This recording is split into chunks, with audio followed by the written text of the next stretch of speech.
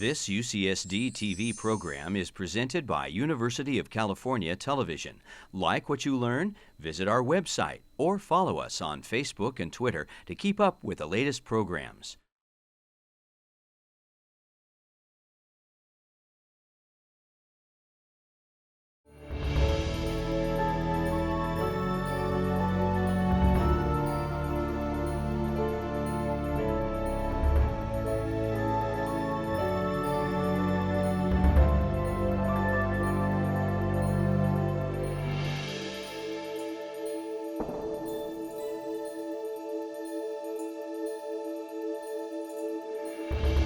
Good evening. Welcome, everybody, to the Jeffrey B. Graham Perspectives on Ocean Science Lecture Series. My name is Harry Helling. I'm the Executive Director of the Birch Aquarium at Scripps Institution of Oceanography, UC San Diego. It's my great pleasure to introduce our speaker tonight, Dr. Barbara Taylor. Barbara's been researching marine mammals for over 30 years. She works at the Southwest Fisheries Science Center right here on the Scripps campus in La Jolla. Dr. Taylor leads a group of conservation geneticists who are defining stocks, distinct population segments, subspecies, and other taxonomic designations critical for the conservation and management of marine mammals as required under the U.S. MMPA and Endangered Species Act. She specializes in estimating risk of extinction and has worked with some of the most endangered species on our planet. She's a member of several endangered species recovery teams and has served on many status review and species petition for listing, chairs the Conservation Committee of the Society for Marine Mammalogy, and serves as the listing authority for the Cetacean Specialist Group of the International Union for Conservation of Nature. You've heard of that, that's the IUCN. In 2006, she participated in a survey that failed to find any baiji, that's the Chinese river dolphin, portending the first human-caused extinction of a dolphin or whale. As a result, she is actively working with other conservation scientists to prevent the extinction of what has become the most critically endangered cetacean on the planet, that's the vaquita, or the Gulf of California porpoise. In 2016, she received the Society for Conservation Biology's Laroe Award as a leader in translating the principles of conservation biology into real-world conservation. That's quite a background, folks, and we are fortunate to have Dr. Barbara Taylor here tonight for her talk entitled Net Loss, Vaquita Facing Imminent Extinction from Illegal Fishing. Please welcome Dr. Barbara Taylor.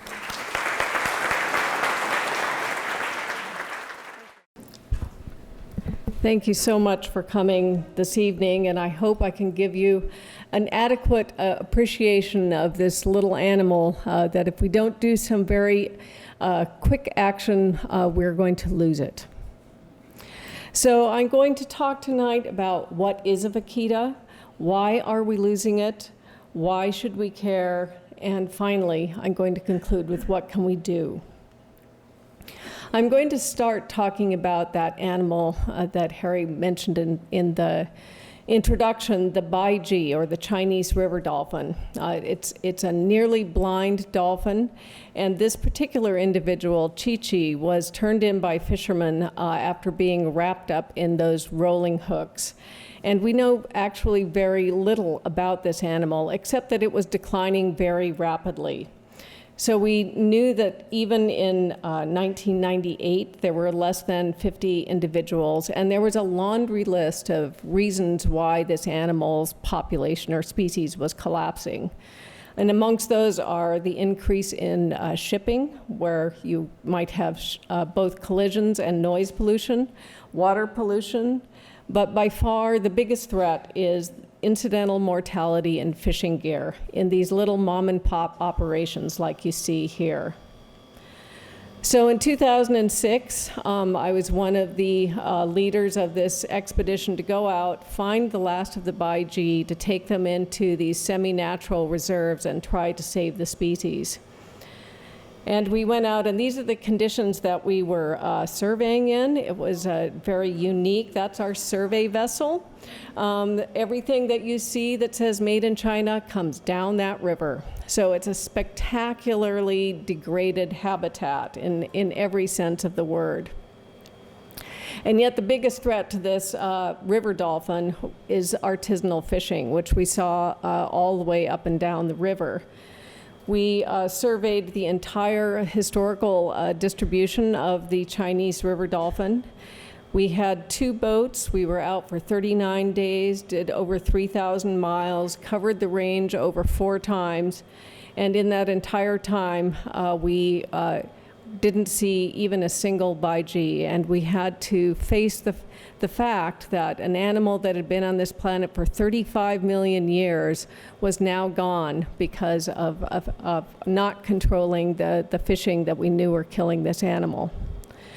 So I went from this habitat to this habitat. This is the northern Gulf of California, Vaquita's habitat, and it's a stunningly beautiful place, but the problems in some senses are similar.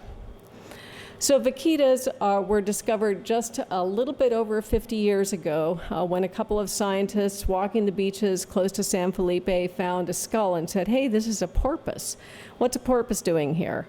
So porpoises, there are 7 species in the world, and they usually live in cold, northern, productive waters, and it's very unusual to find one that's right next to the desert.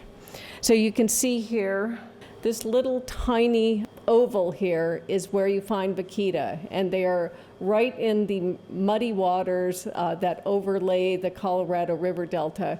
They're about a 4.5-hour drive from where we're sitting today.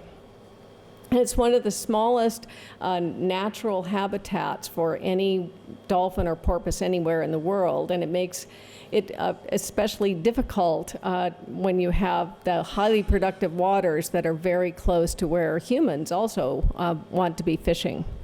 So vaquitas were the most commonly seen in dead and fishing nets. And so we knew even at the very beginning that they were naturally rare. We wanted to know what threats might these rare animals be facing. So back in the 1990s, my fellow vaquita scientist Lorenzo Rojas Bracho and I wrote an article looking at all the different threats that they might be facing. We looked at pollutants and found that actually they have the cleanest blubber of any marine mammal anywhere in the world. We looked at inbreeding depression, and even though they have virtually no genetic diversity, I did a whole bunch of computer modeling and found out that they wouldn't have lost that diversity so quickly just from fishing, that they're probably just a very naturally rare population. It actually makes them potentially less vulnerable to inbreeding depression. Then there were lots of rumors that the reason that there were not very many vaquitas was because of the lack of the flow of the Colorado River. But the logical argument there is that that's causing some issue with their food. And in fact, in the early days, when the fishermen used to turn in the dead vaquitas, there were very complete scientific looks at each one of the over 60 dead vaquitas, and they all had very good body condition, lots of fat and blubber. They didn't have anything wrong with them. At the time, we were seeing lots of calves, so we had no reason to believe that these animals wouldn't be doing just fine if it weren't for this problem. So there are 2 fishing villages that are right next to vaquita habitat, El Golfo de Santa Clara and San Felipe. And between them, they have about 1,000 of these small boats called pangas. And each one of those boats puts in the water a couple thousand meters of net. That is a lot of net in the water. It is the most intensively fished area that I have seen anywhere in the world. So back in 1993, a woman did her PhD, Caterina da Grossa, by going and living in El Golfo for a year and interviewing fishermen and going out and with several other people as observers on boats and estimating the number of vaquitas that were killed. And they estimated that at that time, about 78 vaquitas were killed every year. They were killed in all types of nets, big nets, small nets, didn't make any difference. As long as it's a gill net, they would get tangled and die in it, and they died basically in those nets all year round. So this was sort of scary news, but in fact, we didn't know how many vaquitas were out there or how fast the population could grow, so we didn't know whether this was really a problem or not. So now I'm going to show you some footage of vaquitas that will explain why it's so difficult for us to estimate abundance of this species. This film was taken by Chris Johnson in 2008, and it's by far the best film of vaquitas. And you can see that they're a really difficult animal to see. They're a little bit smaller than I am. They're about 5 feet long. They weigh about 100 pounds. So they're the smallest marine porpoise or dolphin in the world. And unlike dolphins that you'll see out off the coast here that are in schools and they jump around, you see lots of them together, so it's pretty easy to see them. These animals are always in ones or twos. They do this really slow rolling behavior. That dorsal fin is about that high. So unless it's absolutely glassy calm like this, it's extremely difficult to see them. And if that weren't bad enough, they're extremely shy. So if there are any boat engine noise around, these animals just slip off and disappear. And so even if you're looking for them with binoculars from a regular boat, you're probably not going to see them. And this contributed to a lot of the fishermen in the fishing communities saying that vaquita are mythical. And you still hear that today if you go and talk to people in San Felipe, that these animals are actually mythical. And then, of course, if you ask them directly, have you ever seen one dead in your net, you'll often get a yes.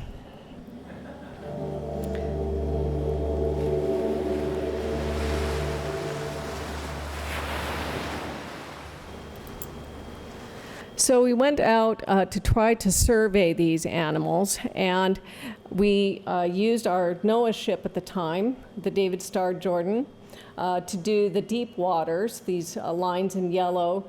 We used a Mexican ship that was a converted shrimp trawler to do some of the shallower waters, less than 20 meters depth.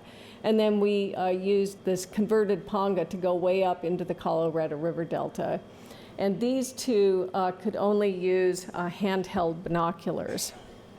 On the big ship, we use these giant 25 power binoculars, and you can see we have them arrayed all the way across the top of the ship to be able to see these animals. And that was an enormous advantage. You can see these are the vaquitas that were seen in 1997. They're almost all in the deep water areas where we could use those big binoculars. Very few in the shallow waters. Our abundance estimate was 567 vaquitas, but you can see it's not very precise, and that's because of that shallow water area. So we knew we had to develop better means of being able to monitor these species, because even at this time, they were already an endangered species. So we looked into using their acoustics. This is a vaquita sound, a click that's pulled all the way down to where we can hear it.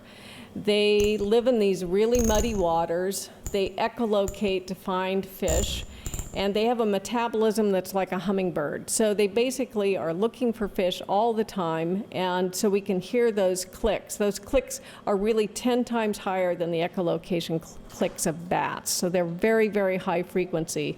But it gives us a way to be able to monitor these animals. And so one of my science friends, Armando Jaramillo Legarreta, did research between 1997 and 2005, where he would go out and anchor in that boat and put a hydrophone over and listen for 24 hours, and then he'd take it someplace else, do the same thing. So he would go all around in the vaquita territory, and he did that between 1997 and 2005. And what he found is that the population was declining rapidly, and so rapidly that in 2005, in the same amount of effort, he got almost no vaquita clicks at all. And he took that information to the recovery team and to the Mexican government and said, there's something really seriously bad going on here. We need to figure out how many are left, what's going on, and come up with a new method, since this method now is just not powerful enough to be able to monitor vaquitas anymore. So following the extinction of Baiji, we came back with this really renewed, invigorated program to not take our eyes off the ball. I mean, the Baiji sadly went extinct when no one was looking, and we were determined not to do the same thing. But we needed some methods that were going to allow us to really track these animals much more closely than we had been able to in the past, because these big surveys cost millions of dollars, so they don't happen very often.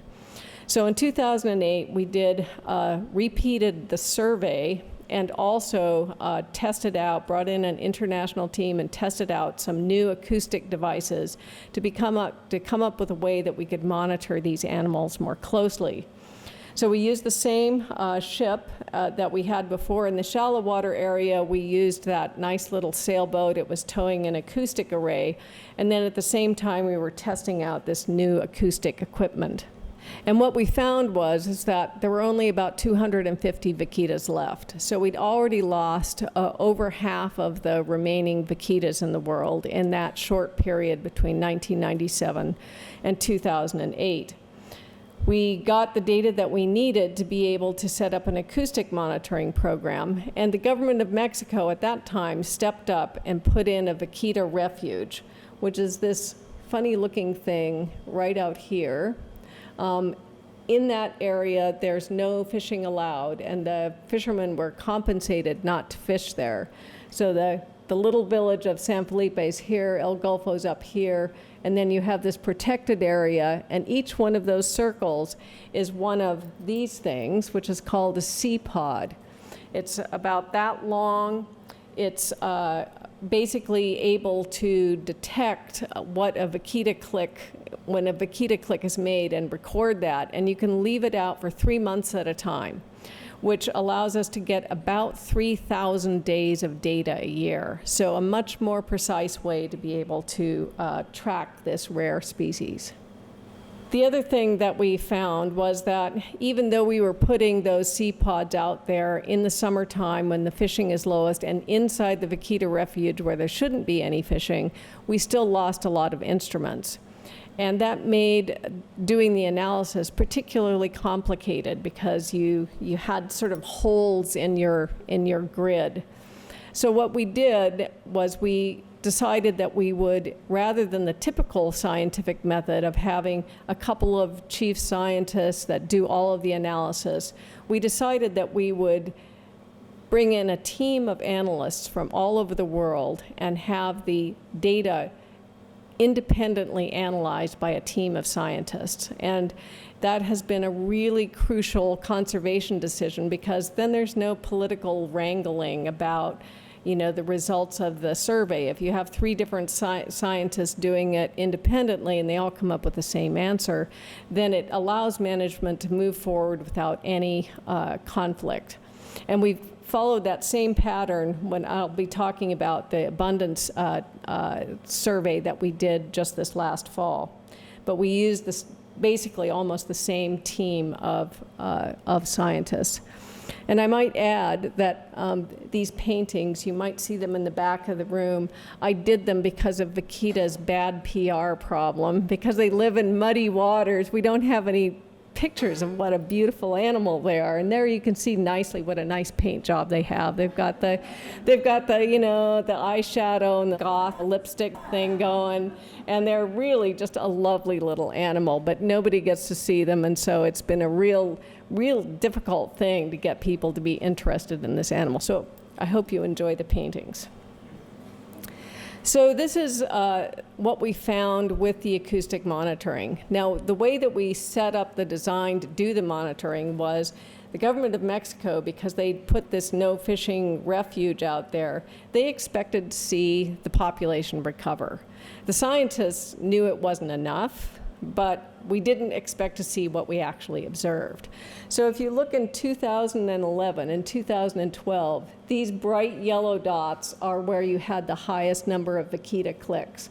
And you can see that those aren't very different. And then starting in 2013, things start to look really bad. And we picked up on that right away and reconvened the recovery team to look at these data, because at the time that suggested that there was an 18.5% per year decline, which is just a terrible thing. And the government of Mexico had put together a presidential commission to oversee the recovery of vaquita. And so we were able to report to this commission, actually I was able to report to the commission, that we had this really horrible thing that was happening. What you see here now is we've just published the first 5 years worth of data, and once we got down to 2015, you can see that there's no yellow dots. It's declining at 34% per year. So this is an enormous crisis mode. And what happened was the tangled fate of Totoaba and vaquita. This is a Totoaba. It's actually sort of a small Totoaba. They're typically the size of an NFL linebacker. I mean, they're a big fish. And they get caught in big nets. And those are the worst kind of nets for vaquitas because their heads fit right inside of them. And if you go in the back of the room, there's one of the paintings has a panda in it. And it talks about, in a way you can see them, all of them there, the relationship between China and Mexico is a very strong one. And China had a fish called a bahaba. And the bahaba does exactly the same thing that the Totoaba does. It grows great big, and then it comes into rivers and shallow waters to spawn. And so it's, even though it's a marine fish, it's very vulnerable during that part of its life history. And there was a market developed in China for the swim bladder, which regulates the buoyancy of the fish. Because they're such a big fish, the swim bladder is a big thing. And you can see these swim bladders down below here. And there was a huge market for these in the 1960s and 1970s. So much so that the Totoaba was the first fish ever to be listed on the Convention for the International Trade of Endangered Species. And both Totoaba and vaquita that were caught accidentally in Totoaba nets went onto the Mexican marine mammals list together. But for many years, we didn't think about Totoaba because basically they were commercially extinct. The juveniles were still living in the central Gulf, but there were no adults to come up, or very few. So they would always catch a few adults. So there was always this low-level trade with China. It never went away. But starting in the early 2000s, we started hearing rumors from the fishermen that there were lots of big Totoabas coming back. And in 2012, it just took off. And of course, because all of that made in China stuff means that there's a lot more money in China, these swim bladders to the fishermen are worth $5,000 to $8,000 for one swim bladder from a fish. So all of a sudden they turned into the cocaine of the sea. And they bring tens of thousands of dollars in China. So this just was a huge boom in this illegal wildlife trade to China that was driving the collapse of vaquita. So we took this information to the Presidential Commission, and government of Mexico took this very seriously. And just over a year ago, the President of Mexico, President Enrique Peña Nieto, came to the little village of San Felipe and laid out a program to save vaquitas that included a 2-year complete ban within the entire range of vaquitas that you see outlined in red here. It put the Navy in charge of enforcement. It compensates the fishermen not to fish to the tune of $32 million a year, and also had a program to accelerate the development of alternative gear so that the fishermen could fish but not use gill nets. So they also asked us to go out and do another survey so that they could see how many vaquitas were there at the beginning of this very ambitious program. What you're seeing here is the radar screen from our ship in 2008, and each one of these little bright points is a panga. And this is the boundary to the Vaquita Refuge. So literally, the Vaquita Refuge was just surrounded by a spider web of death. I mean, it was just an unbelievable amount of fishing effort right up against the border. And of course, the vaquitas don't pay any attention to that border. I mean, they go in and out of it. In fact, we estimated about 50% of the vaquitas at any time are protected within the Vaquita Refuge. So this wasn't a good scene even then.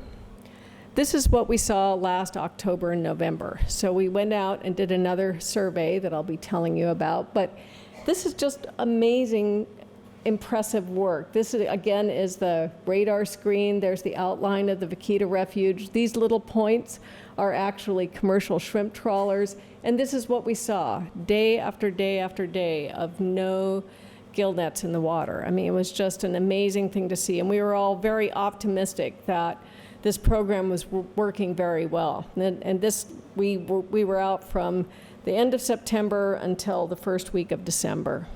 And we had some amazingly lucky things happen on this cruise. The cruise was launched by the Minister of the Environment, who's on my left, and the Governor of Baja, and they hadn't been on the boat 10 minutes before we saw a vaquita. And we were able to take these guys up, all of the, the Secretary of the Navy, and show them vaquita, which was just, I can't tell you how low the odds of that would be. And then we had 60 Minutes come out, and we'd already briefed them that there's no way they were going to see vaquita. And a minute before they got to the boat, we had a vaquita sighting, and we were able to get them right on top of the vaquitas to photograph them and film them. And if you haven't seen the 60 Minutes, you can find it online at the title of the show is The Last Vaquitas. And then we had the fishermen out, and we got the fishermen to see vaquitas. So we had these three little miracles where basically it was as if the vaquitas knew to appear when there were people who had the power to save them. Now I'm going to get back to the boring science stuff. This is the design of our cruise. The blue area is the area that was covered by the ship. Because we already knew there were not going to be very many vaquitas, we did another strata that we call the core area, and that's where we'd seen basically all of vaquitas that we'd seen in the past two surveys. The little circles are all sea pods. This area in the shallow water area, it's the best coverage that we've ever had. And then we have them out in this area where we have both the visual and the acoustic, because you can't actually go from the number of clicks to the numbers of vaquitas. So we had this calibration area so that we knew the number from the visual, and we could tune that into the density of clicks and come up with the number of vaquitas that were in the shallow water areas. And we were very fortunate in our allowing ourselves enough time. This is all our track lines that were done in very calm seas where we could actually see vaquitas. What you're seeing here is the core area, and the number of the little red dots are vaquita sightings from the 1997 and 2008 cruises. The little wiggly lines are the 20 to 50 meter contours. And you can see that there's these little ridges that come down from the Colorado River Delta. And that even though these animals live in a really tiny area, the areas that they actually spend time is even tinier. They're really habitat specialists. And what we observed this year was, in fact, a complete collapse. Those are the only three places that we saw vaquitas. In 64 days, we had only 14 sightings of vaquitas that are used in the abundance estimate. So the range collapsed, the number collapsed. It was every bit as bad as we thought it was from the acoustic survey. Here you see the sightings of the vaquitas in triangles. The darker the dot, the more clicks there were, and you can see that it basically is validated where we saw them is where we heard them. We did a lot of fancy modeling by that international team, and you can see here This is the core area. You can see both the size of the dot is the number of animals, and you can see both the collapse in the size of the dot, indicating that there's not very many vaquitas left, and also the collapse in the size of the range. And we would not have been able to make this abundance estimate had we not chosen to use exactly the same ship. The binoculars are in exactly the same places, and a lot of the observers are exactly the same observers, including myself. And because we had data that spanned over all of that time, we were able to use those data to help us get the best estimate that we could in 2015. And this is what we observed. The best estimate for trends is by looking within that core area, the area that the ship was able to cover in all 3 years. And basically, since 1997, we've lost 92% of vaquitas. This is a map from the acoustic data, and it's basically very similar inside the area, the Vaquita Refuge, but it also pointed out, unfortunately for vaquitas, that there's densities of vaquitas that are very close to San Felipe and very close to El Golfo de Santa Clara, where the highest fishing effort is. So when you put all of that together, you end up with our best estimate is 59 vaquitas, but you can see there's some imprecision still. So we say that there's about 60 vaquitas remaining, which is a truly, takes your breath away kind of number. We did some modeling to help the government of Mexico decide what they're going to do next. And of course, the recovery team, we were happy to have a gillnet ban, but we always have said for many, many years that gillnets and vaquita are just completely incompatible, and 2 years isn't going to get you very much. And indeed, if you imagine that there's no deaths in gillnets and they can grow at their maximum rate of about 4%, it will take until the year 2050 to get back to 2008 levels, and it'll take until the year 2075 to get back to 1997 levels, and they were endangered then. So it really is so clear that it has to be much more than a 2-year ban. We also asked what happens if it goes back to life as usual after 2 years, and they allow fishing to go back to the regular levels. And of course, not surprisingly, it's very bad news. And basically what this graph does is it projects forward that 34% per year decline. And in only 5 years, you have fewer than 10 vaquitas, and all bets are off once you get down to that really tiny number of individuals. And this is actually optimistic. It doesn't do anything about there might be a catastrophe from red tides or problems with inbreeding depression. It doesn't account for any of those things that conservation biologists worry about for small populations. So really, this species truly is on the brink of extinction. So then we had the great fortune of having an NGO come in and really take this problem seriously. And I'm just going to let you watch this video from Sea Shepherd.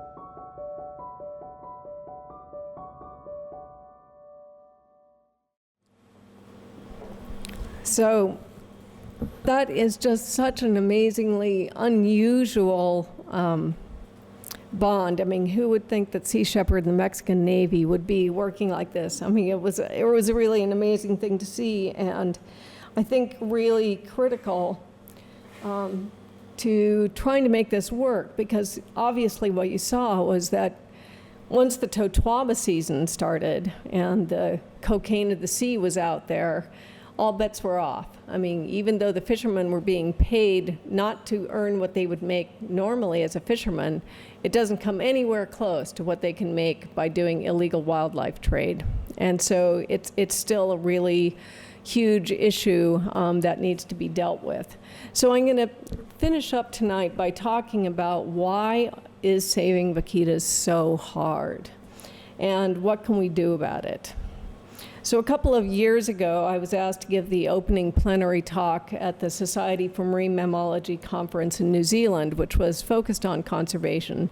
And I gave a talk on all the right ingredients, how to succeed at marine mammal conservation.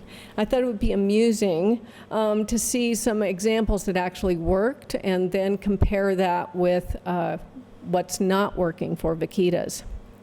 And I'm going to talk about one example that's very close to home here, and it's the tuna dolphin issue that, of course, was right here in San Diego. And it was one of three things that caused the Marine Mammal Protection Act to be passed in 1972. And in that year alone, our U.S. fleet out of San Diego killed 368,600 dolphins.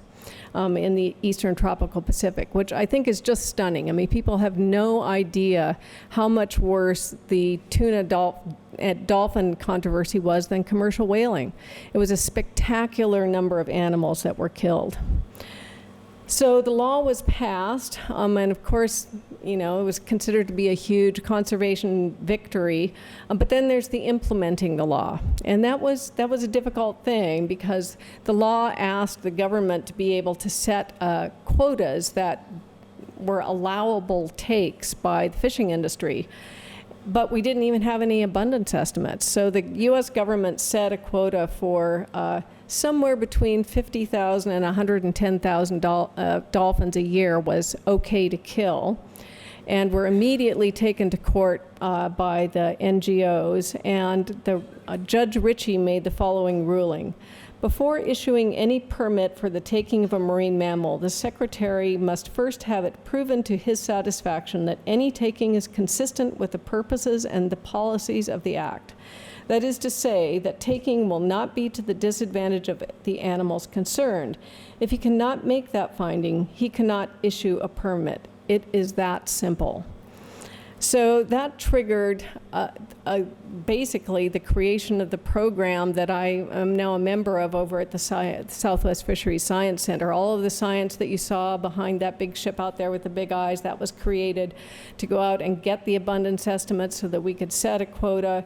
You can see that it had a tremendous effect. There were lots of research also done out of San Diego to figure out how you could catch tunas, wrap the tunas and not kill the dolphins, be able to have them come out of a spillway. And everything seemed to be going well.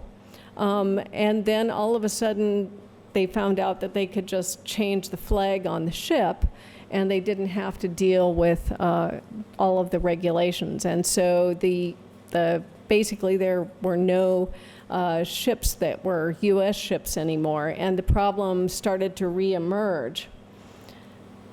And then another NGO came out, and this guy, Sam Labuddy, went out undercover on a tuna vessel, took some incredibly shocking footage of these dolphins being pulled up live in the nets and run through the blocks and squished to death, and put it on national TV on the nightly news. And this was a huge deal at the time. And the tuna companies said, we don't want to be part of this. We don't want to be part of a boycott. And they struck a deal, the tuna companies themselves, to have dolphin safe labeling. And it was only later that that was adopted into law. So it was really the action of the NGOs coming in and exposing what was going on that triggered things. And you can see that once that was done, that the dolphin kills came way down again. And so overall it was a success, but after the passage of the Marine Mammal Protection Act, over 2 million dolphins were killed by tuna fishermen, which is a pretty shocking statistic. As I say, the 2 million is more than all whales that were killed in commercial whaling. There's no doubt whatsoever that many more millions would have been killed without the act, but it tells you how complex it is to really solve these conservation issues. And it takes a team. What I like to say is it takes a whole, in order to bake the pie, you need lots of ingredients. And you need basically all of these ingredients. And if any of the ingredients are missing, it's sort of a failure. And in this case, you could see in that short example I gave that you needed the science, you needed the NGOs, you needed the cooperation of the users, both the consumers and the fishermen. You needed the people who were implementing the law, you needed the legislation, and you needed the courts. All those had to come into play before you had the happy solution at the end where you could not be killing all of these millions of dolphins. Quite a different story for vaquita. We don't have all of those ingredients, and I'm going to talk a little bit about that. Omar Vidal just wrote an opinion piece for CNN that's called "Mr. President Save Mexico's Panda of the Sea." And in this, he says, unfortunately, these breakdowns, the ones that you witnessed in the Sea Shepherd's video, are unsurprising. For many years, I have witnessed how fisheries agencies have undermined environmental authorities' efforts to save the vaquita. Another rough point was pointed out by the Sea Shepherd in their recommendations to the recent meeting of the recovery team, where they said that the current laws for punishing poachers are not strong enough. And they suggested that criminal penalties must be used and include imprisonment, just as for other illegal substances such as drugs. Financial penalties must be greatly increased to match the lucrative nature of the black market for Totoaba swim bladders. And this was so clear when you were out there that basically the fishermen weren't afraid of getting a fine that was, worth half a fish to them. I mean, so what's $5,000? It's nothing. There's no prison time, and as long as the laws aren't strengthened to make it a felony, then it makes having the Navy do their job extremely difficult. So those problems need to be solved. The last meeting just a couple of weeks ago in Ensenada of the recovery team, we spent an entire day struggling with ex-situ conservation. And for those of you who don't know what that means, it means taking vaquita out of the wild. And probably putting them in a sort of a sanctuary, a floating pen, still in the Northern Gulf, but protecting them from the gill nets during the period while we still have this out of control Totoaba situation. And it was such a hard decision for us, I wasn't sure I could get it right, so I'm just going to read this to you, the sentiment of the recovery team. Given the continued decline of the vaquita population, SERVA, that's the recovery team, considered the question of ex-situ approaches to vaquita conservation. While recognizing the risks and complexities of such an approach, SERVA concluded that fieldwork to determine the feasibility of ex-situ conservation actions for the vaquita is warranted.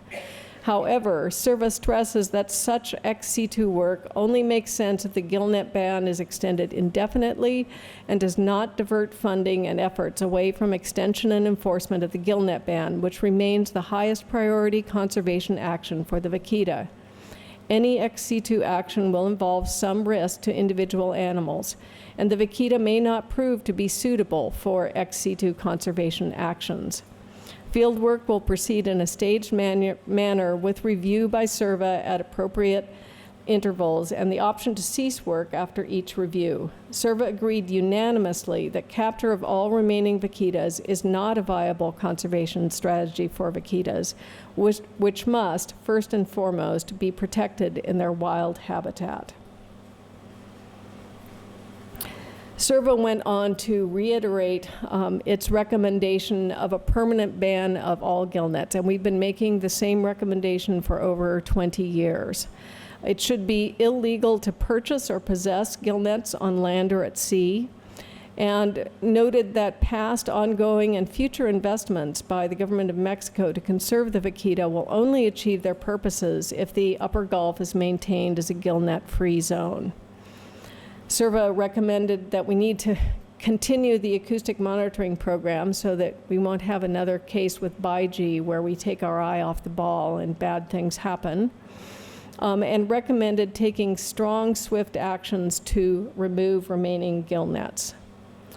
So these are some pictures I took just a couple of weeks ago. I'm out there with my husband. We went out to look for some vaquita calves on the Sea Shepherd vessel, and while we were there, they pulled up this big totwaba net, and then, you know, they finished their year a couple of weeks ago. And so I have no doubt that there are these nets that are anchored by these enormous anchors, and they're left at the bottom with no surface markers. And it's really one of the most important things that can be done at this point is to get out there and clean that area of these nets. So why should we care? This is my Diego Rivera cheating painting. The burden of Mexico and the gift from Mexico. As far as I'm concerned, we should care because we shouldn't want species to be going extinct, and that's reason enough for me. Omar Vidal, in that same article, said, however, it is still up to Mexico to stop this illegal fishery within its own territory in order to save this most endangered marine mammal species. And it is Mexico and its unique marine environment that will bear the most devastating consequences of vaquita's extinction. The attention this porpoise has received has turned it into a guardian of sorts for the environmental health of the upper Gulf. Much of the attention and support it has received benefit other endangered species indirectly. Once the vaquita is gone, environmental protections will likely evaporate with it. The remaining marine life, including totwaba, shrimp, corvina, sharks, and sea turtles, will likely follow the same tragic path. As the chair of the Conservation Committee for the Society of Marine Mammalogy, there's another really important reason that people should care about vaquitas, and that is they are the first in a long series that we're going to lose to small-type artisanal fishing gill nets. Here are 4 species of humpback dolphins that are found in very coastal waters throughout Asia and Africa. All of them endangered or critically endangered, all of them because of small-type gill netting. River dolphins, also critically endangered because of gill netting. This is a orcaella. It's also endangered and critically endangered in both rivers and coastal waters.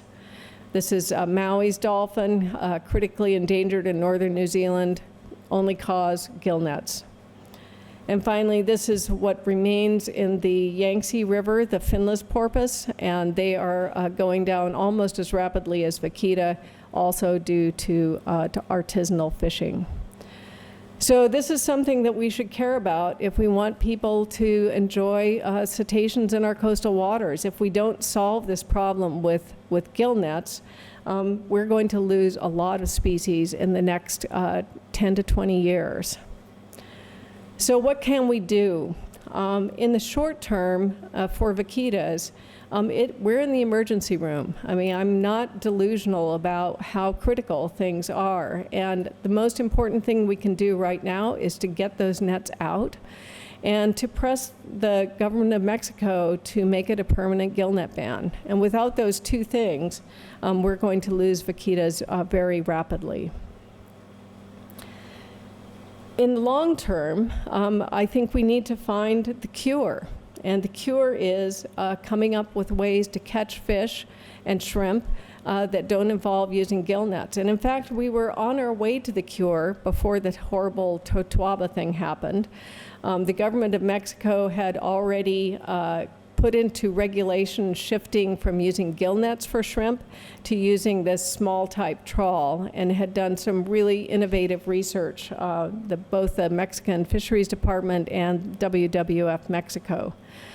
And of course, the consumers are a big part of this, particularly for shrimp. 80% of the shrimp from the Northern Gulf is sold in the United States.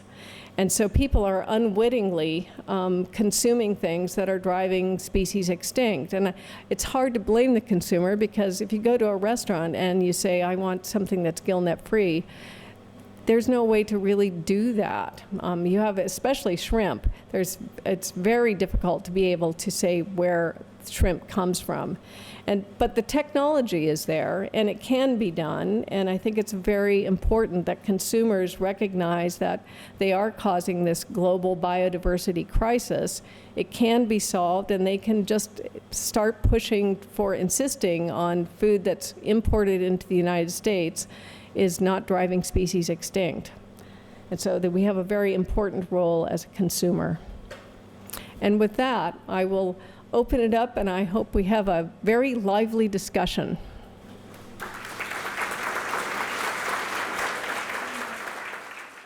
So the question is, what are the swim bladders used for in China? And remarkably, they're used in a soup. They're supposed to be, the collagen is supposed to make your skin look more youthful. So it's a medicinal purposes. And this is one of the weirdest twists in bad conservation practices. Because totuaba are listed as critically endangered, they're now being used as an investment. They're more valuable than gold. So people are buying them and putting them in a safe, knowing that they'll be more valuable once totuaba have gone extinct. So, yeah, I mean, and this is, a problem with illegal wildlife trade generally, is that, they're more valuable if they're endangered species.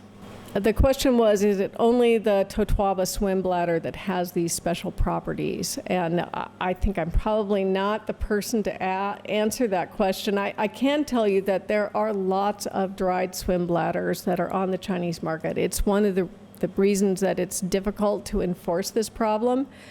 The totuabas, because of their size, and the swim bladders that are this size are the most valuable ones, and they have very special. So they have these sort of like weird ribbon things. I mean, even I can identify a totuaba swim bladder. So they do bring more money, and they are easy to identify. But the Chinese market is moving on. So there's a smaller croaker. So the totuaba is a very large croaker, and then there's a smaller one that's like this big. And you may have heard talks about the corvina here before. Octavio Alberto does a lot of research on those animals, and now they've started taking those. They've started finding the animals just discarded on the beach, the flesh rotting, and just the swim bladders removed. So now they are more valuable for their swim bladders than they are for the meat, which is just a shame. So the question was, has anyone high up in the Mexican government been able to reach out to officials who would have enough power to be able to correct things in China? And there have been some discussions. China has made it very clear that they get a lot more pressure about rhinoceros and elephants than they do. I mean, totuaba, it's a fish, come on. They really don't think it's a serious issue, and in large part because nobody's really put the pressure on China to say it's actually, it's the vaquita that's the one that's really endangered, but they're in much worse shape than a lot of the other species. Not that I think that they shouldn't be doing anything about those species, but China it just doesn't seem to be a big issue to them. So Mexico is putting on a full court press, and the U.S. government in its negotiations has elevated the totuaba vaquita thing to one of the top priorities to discuss with China. So that is one place that there is work being done. The other We had, when we did the cruise, we had Wild Aid came out with us, and they're doing a bunch of public service announcements in China so that people, the consumers, know there what the consequences, and it was really interesting because they're doing it on a whole bunch of endangered species, from, you know, tigers and, you know, well, I mean, it's a long list. And so they're doing all these public service announcements, and they go and they talk to people about, like, shark finning, and, you know, do you know what the consequence of shark finning is? And, you know, a lot of people say, well, they just grow them back. You know, and tiger paws, well, you know, it probably hurts them, but they're still okay. And it's like, no, they're dead. They're not okay. So, you know, there are some campaigns to reach out and try to convince people. I think the thing that had a big effect on shark finning is when the premier of China came out and said, this is causing a tremendous environmental harm, and if you serve shark fin soup at your banquet, you're a bad communist. And it made a huge difference in China, you know, in terms of, you know, and so, you know, I think some pressure to get, you know, some things like that. I mean, one of the things that had one of the biggest effects in Mexico on turtle eggs was having, you know, one of the head wrestlers come out and say, I'm a real man and I don't eat turtle eggs. You know, I mean, so you need to find some things like that to you know, try to make some inroads on the people who are, you know, paying tens of thousands of dollars for swim bladders. Thank you.